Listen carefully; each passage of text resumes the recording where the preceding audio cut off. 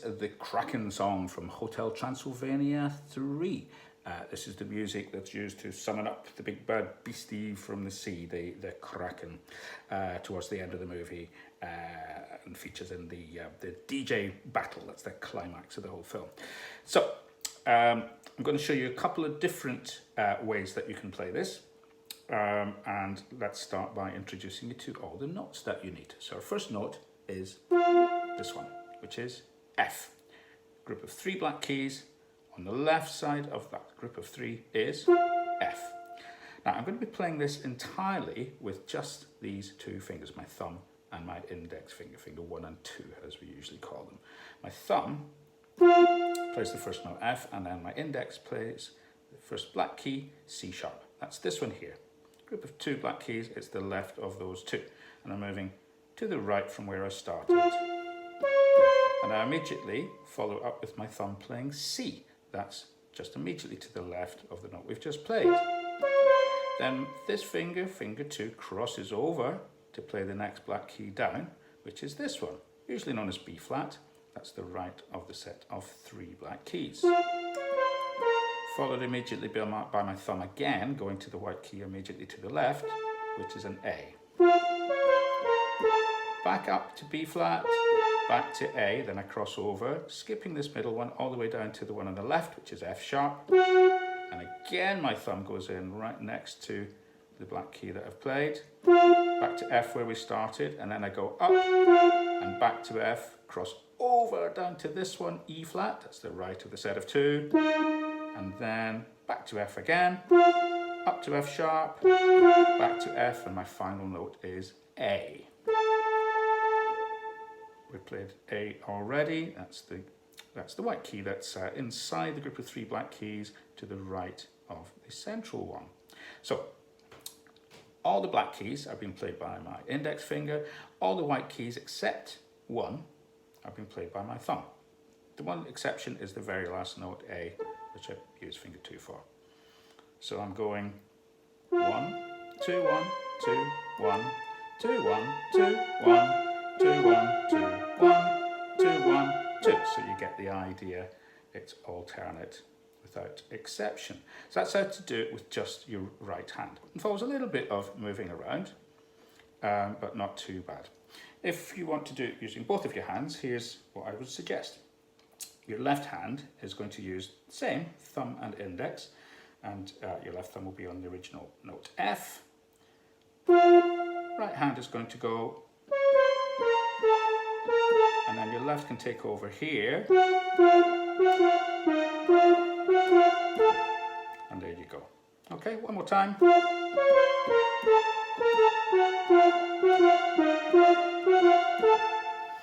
So, what did I do next? I put on a beat.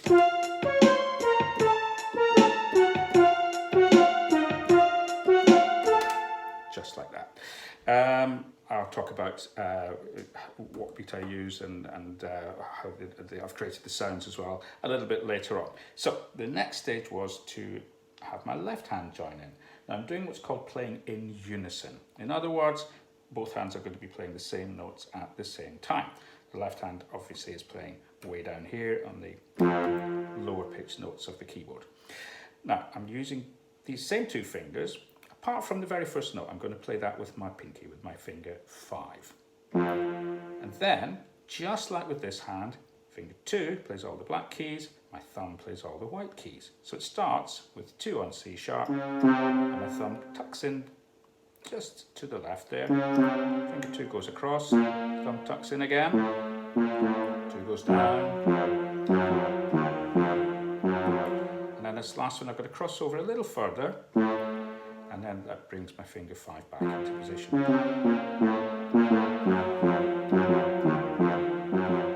Now, if you're one of the people who doesn't really enjoy using your finger 5, you can use a different one, 4 or even 3. That will require a little bit more moving around. But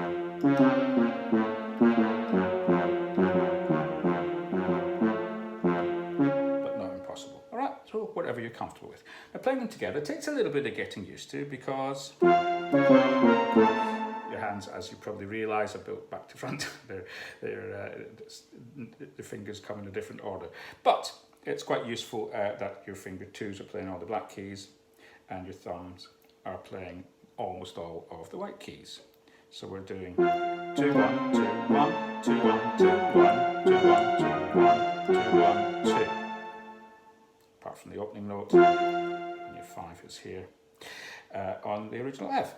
Okay, so there's another variation which is all the same notes but an extra couple of beats on some of the notes that your thumb plays.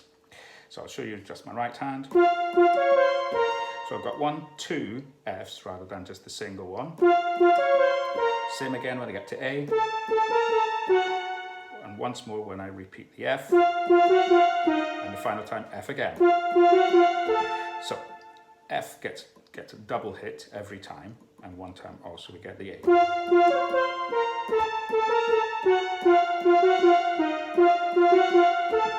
And there you go. So let me now talk about the different sounds that I've used.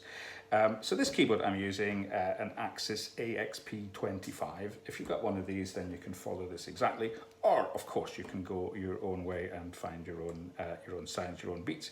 And if you've got a different kind of a keyboard, then you can do that as well.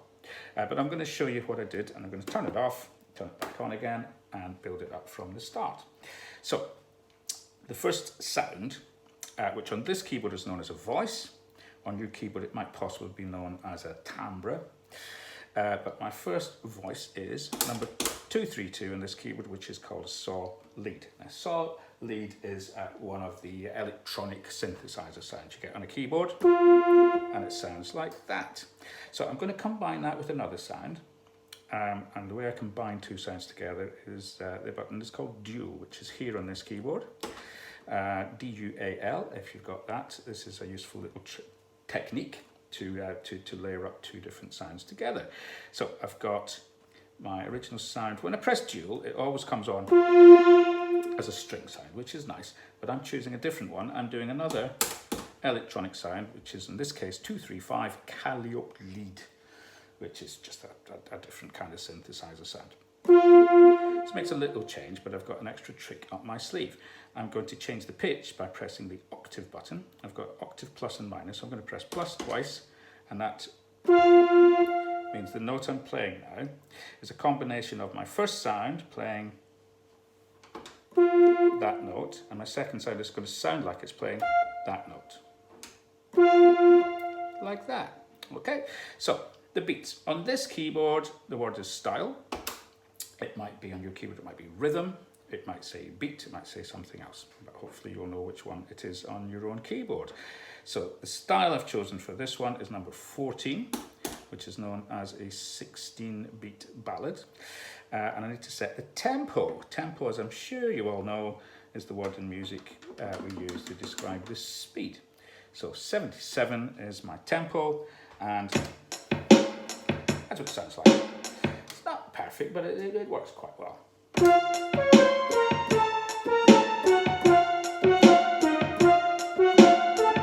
And there you go. So before I leave you, a little shout out. At the risk of sounding a bit like Joe Wicks. This is for two people, for a brother and sister, in fact. Gabriel, I've been teaching since the start of year 5. He's now reaching the end of year 6, and he's been learning keyboard and he's doing great. He's done particularly well in the last couple of months. Because he's been coming to lots and lots of lessons. He's learned a ton of stuff, and he's got a great attitude. He's a really good learner. He's really determined, and he practices a lot. Just all that I could want from a pupil. So there's Gabriel. And he has a sister called Emma, who I've got to know in the last couple of months, and she, like him, has got a really positive attitude. She's very friendly, she's very keen, and she's working really hard. She's learned a little bit of guitar, and she's done a lot of keyboard. So this is for you too, Gabriel and Emma. Thank you for your dedication and your great attitude, and I will see you all soon. Enjoy the Kraken Song. Bye bye.